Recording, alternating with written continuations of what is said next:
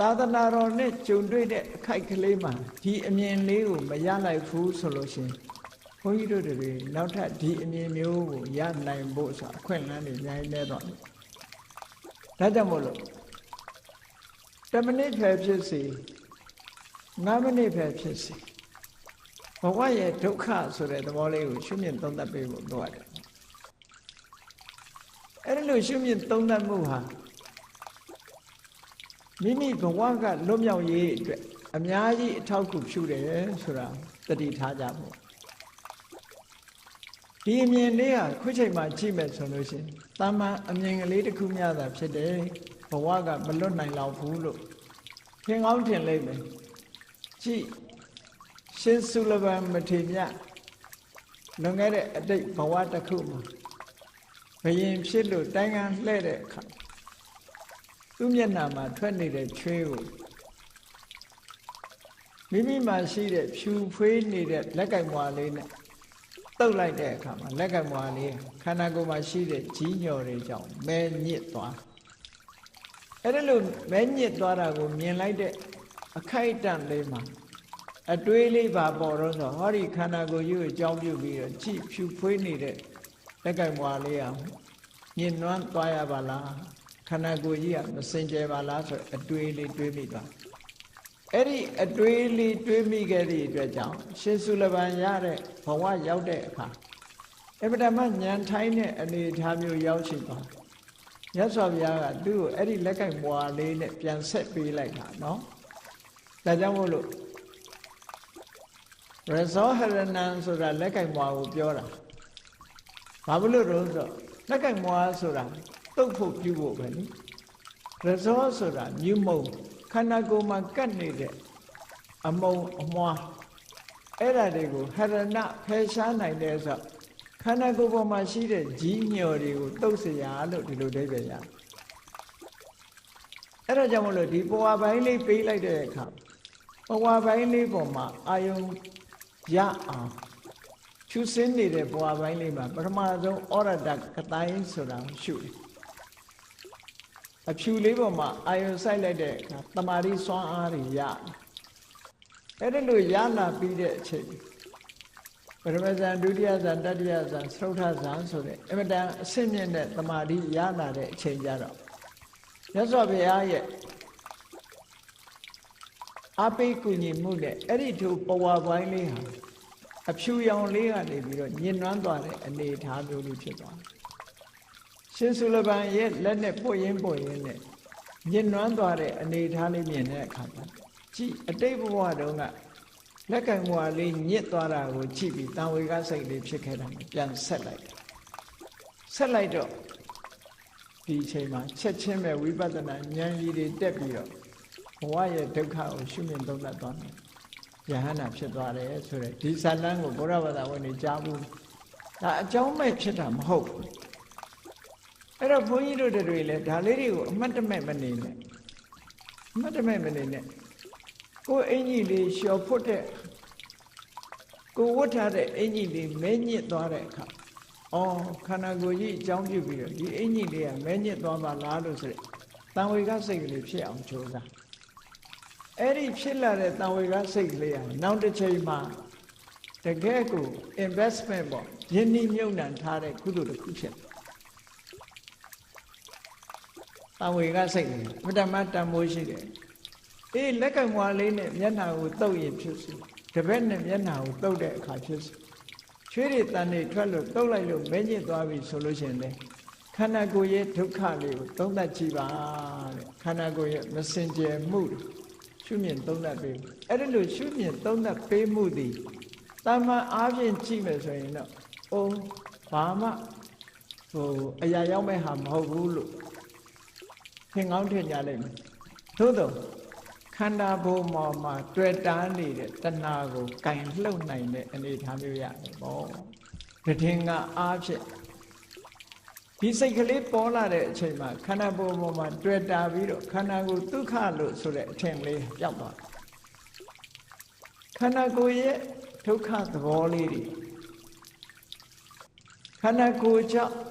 ဒီလိုဖြစ်ရတဲ့အနေအထားလေးတွေကိုစဉ်းကျင်စဉ်းစားနိုင်သွားတယ်တဲ့ ဒီဒါကြောင့်မို့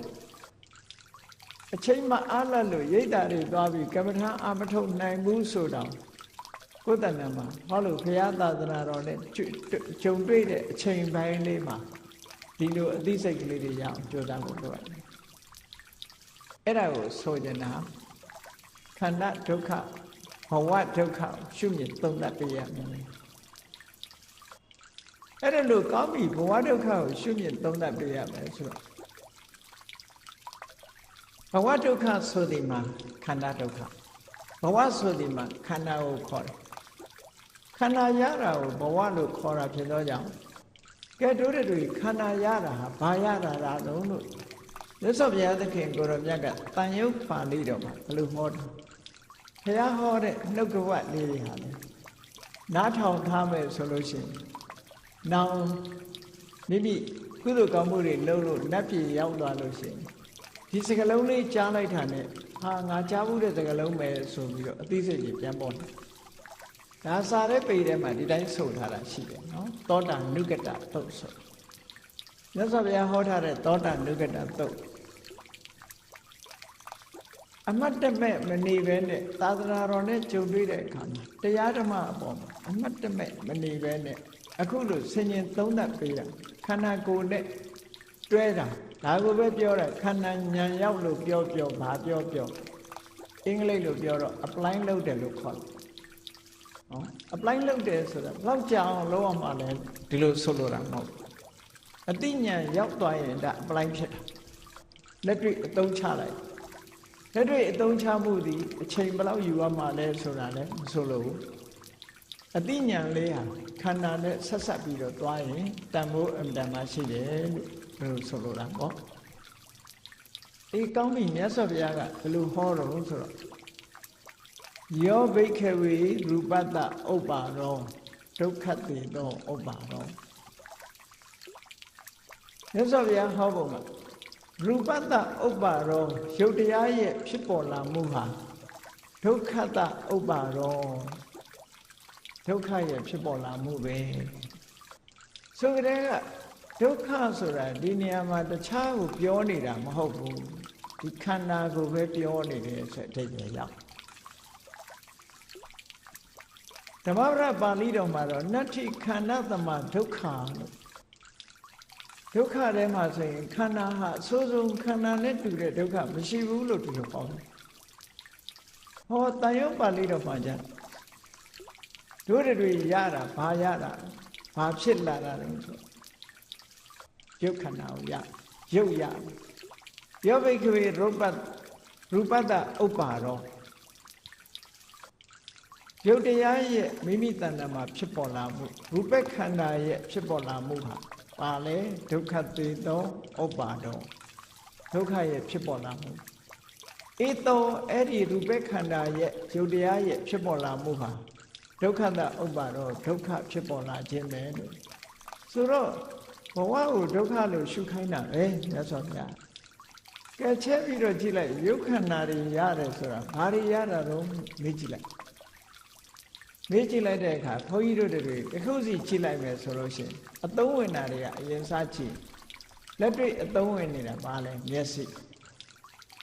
ဒါဖြင့်မျက်စိရလာတာဘာရတာတော့လို့ဘုရားတရားတော်နဲ့ကိုယ်ကရှုမြင်သုံးသပ်မယ်ဆိုရင်တို့မျက်စိရလာတာဟာဒုက္ခရလာတာပဲလို့ဒီလိုပြောကဲဟုတ်မဟုတ်ကိုစဉ်းစားကြည့်မျက်စိရလာသည့်အတွက်ကြောင့်မျက်စိနာတယ်ဆိုတာဖြစ်တယ်လေမျက်လုံးကန်းတယ်ဆိုတာလည်းမျက်စိရတဲ့လူအတွက်ကြောင့်လူတွေကတော့မျက်စိလေးရှိသည့်အတွက်ပျော်ကြတာပေါ့မျက်စိရှိတော့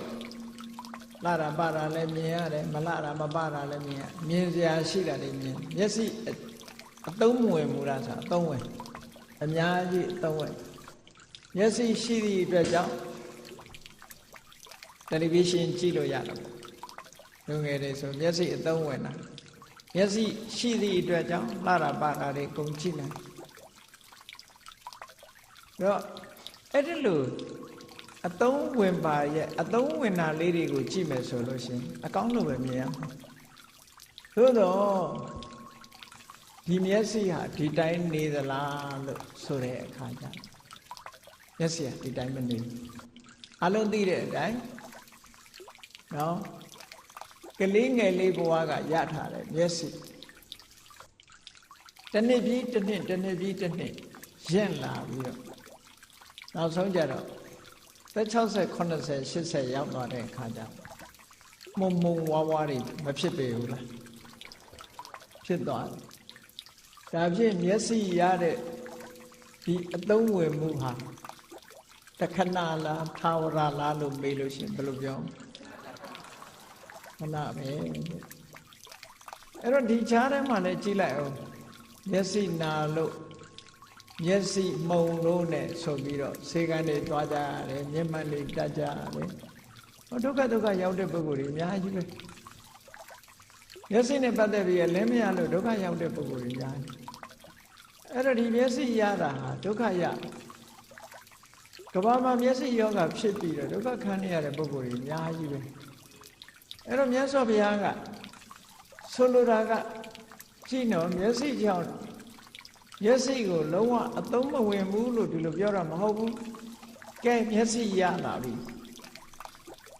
ရလာတဲ့မျက်စိကိုအမိပြုပြီးတဲ့အခါမှာလူတွေဟာမျက်စိကိုအကြောင်းပြုပြီးတော့ကုသိုလ်ရတာနဲ့အကုသိုလ်ရတာဘယ်ဟာများမယ်ထင်နော်ဩမျက်စိရတာကိုအကြောင်းပြုပြီးတော့ငရဲကျသွားတဲ့ပုဂ္ဂိုလ်တွေလည်းအများကြီးပဲဘာဖြစ်လို့လဲဆိုတော့မျက်စိနဲ့မြင်တဲ့အာယုံနောက်ကိုလိုက်ပြီးတော့လောဘဖြစ်တယ်ဒေါသဖြစ်တယ်ဟောလောဘဒေါသတွေဖြစ်တဲ့အခါကျတော့လောဘကြောင့်ဖြစ်တဲ့ကံတရားတွေဒေါသကြောင့်ဖြစ်တဲ့ကံတရားတွေဟာမကောင်းတဲ့အပယ်ငရဲအပယ်ဆင်းရဲကိုပို့ပြီးသည့်အတွက်ကြောင့်ဒီတန်တရားထဲမှာနေမွန်းသွားကြမျက်စိနဲ့မြင်ပြီးတော့ဆင်းရဲဒုက္ခရောက်တယ်အကုသိုလ်တွေအများကြီးဖြစ်တယ်မျက်စိဆိုတာကိုအသိစိတ်ကိုမျက်စိနဲ့မြင်ပြီးတော့ဖြစ်ပေါ်လာတဲ့စိတ်တရားတွေကိုမထိန်းနိုင်ဘူးတတိနဲ့ပညာနဲ့ထိန်းချုပ်ထားခြင်းမလုပ်နိုင်ဘူးဆိုလို့ရှိရင်မျက်စိကနေပြီးတော့အကုသိုလ်တွေဖြစ်အကုသိုလ်တွေဝင်လာအဲ့တော့အကုသိုလ်ဝင်တာဆိုတဲ့ဒါမျက်စိကပေးတဲ့ဒုက္ခတွေပဲပေါ့တာမန်ဒုက္ခတွေမကြည့်နဲ့မျက်စိနာတယ်ဆိုတာလည်းဒုက္ခပဲမျက်စိမှုန်တယ်ဆိုတာလည်းဒုက္ခမျက်စိကျိန်းတယ်ဟောဒုက္ခတွေအများကြီးဒါကတာမန်ပေးတဲ့ဒုက္ခအလေးနဲ့ဒီတဲ့ထားပြီးတော့စဉ်းစားကြည့်လိုက်မယ်ဆိုလို့ရှိရင်မျက်စိနဲ့မြင်ပြီးတော့အကုသိုလ်တွေရတာကပို့ပြီးတော့ဒုက္ခပေးရရောက်တယ်အဲ့ဒါကြောင့်ပို့ပြီးတော့အပင်ငရဲကျသွားတယ်ဆိုဟောမျက်စိကနေပေးတဲ့ဒုက္ခပဲဒါကြောင့်မို့မြတ်စွာဘုရားကတန်ရုပ်ပါဠိတော်မှာဟောတာယောဘိက္ခဝေသက္ခုတ္တဥပ္ပါရောဒုက္ခတိသောဥပ္ပါရောအေးမျက်စိရလာတာဒုက္ခဖြစ်လာတယ်လို့မထင်လေနဲ့ဒုက္ခဖြစ်တာပဲမျက်စိရတာဘာရတာတော့မေးဒုက္ခရတယ်လို့ပြောဒီလိုဟောတာအဲ့တော့ဘဝကိုရှုမြင်သုံးသပ်လိုက်မယ်ဆိုရင်အတူချုပ်ပြီးတော့ပြောလိုက်တော့ဘဝကြီးတစ်ခုလုံးကိုခြုံငုံပြီးတော့ perspective အနေနဲ့ဆင်ញင်စဉ်းစားကြည့်လိုက်လို့ရှိရင်ဒုက္ခလို့ပြောစရာအမှန်တမ်းနည်းပြီးတော့ဒုက္ခလို့ဘာလို့လို့ဆိုရင်နောက်ဆုံးအဆုံးသတ်ဒုက္ခနဲ့ပဲအဆုံးသတ်ဒုက္ခနဲ့အဆုံးမသတ်ဒုက္ခနဲ့ပဲအဆုံးသတ်သွားမယ်အေးဒါကြောင့်မို့လို့နတ္ထိခန္ဓသမဒုက္ခလို့မြတ်စွာဘုရားဟောတာဘဝဒုက္ခရှုမြင်သုံးသပ်ကြအဲ့ဒီတိုင်းပဲလူတွေမှာအသုံးဝင်တဲ့နားဆိုတာရှိနားကိုအကြောင်းပြုပြီးတော့ကောင်းတာတွေမရဘူးလားရတယ်ဟုတ်လားအခုလိုတရားပွဲတွေမှာတရားနာခွင့်ရနားကိုအကြောင်းပြုပြီးတော့ကုသိုလ်တွေရတယ်ဒါမကောင်းဘူးလားကောင်းသို့တော့နားကပေးတဲ့ဒုက္ခတွေကအများကြီးပဲနားကိုအကြောင်းပြုပြီးတော့အချင်းတန်လေးနားထောင်လိုက်ตาရလိုက်တွေ့တာလိုက်နဲ့ဆိုပြီးအကုသိုလ်တွေပွားတာအဲ့ဒါလို့ပွားလာပြီဆိုလို့ရှိရင်ထိုအကုသိုလ်တွေကိုအကြောင်းပြုပြီးတော့လူတွေဟာဒုက္ခရောက်ကြတယ်ပေါ့အဲ့တော့နားကလူတွေကိုချမ်းသာဒုက္ခကိုရစေတတ်တဲ့ကုသိုလ်ကိုဖြစ်စေတာအမတန်မှနည်းပြီးတော့ဒုက္ခပေးတာကများနေတယ်အဲ့ဒါကြောင့်မလို့နားရတာဟာလည်းပဲဒုက္ခရတယ်လို့ပဲပြောလို့ရထို့တူပဲဆင်ញင်စဉ်းစားကြည့်မြတ်စွာဘုရားကယောဘိက္ခဝေဂာနတ္တဥပ္ပါရောဒုက္ခတိသောဥပ္ပါ